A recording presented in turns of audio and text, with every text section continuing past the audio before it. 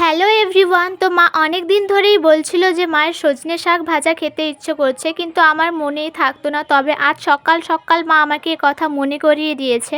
তাই আমি শাকগুলো আজ বেছে দিলাম তাড়াতাড়ি করে। এরপরেই আমাকে একটু কলেজে যেতে হবে, আমার একটু কলেজে দরকার রয়েছে। অনেক দিন ধরেই ভাবছি যাব কিন্তু যাওয়া আর হয়ে উঠছিল না। অন্যান্য দিনের মতো আজকেও কিন্তু আকাশটা বেশ মেঘলা। তো এখন আমি কলেজে চলে এসেছি।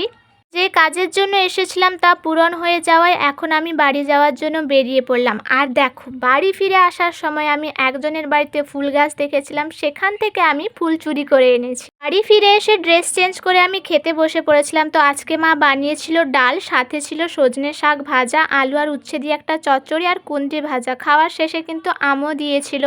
কিছুক্ষণ পরেই বিকেলে একজন স্টুডেন্ট এসেছিল, তো তাকে আমি পড়াতে বসেছিলাম। আর সে এখানে ভুল করেছিল বলে তাকে সেটা আমি সঠিকভাবে বুঝিয়ে দিচ্ছিলাম।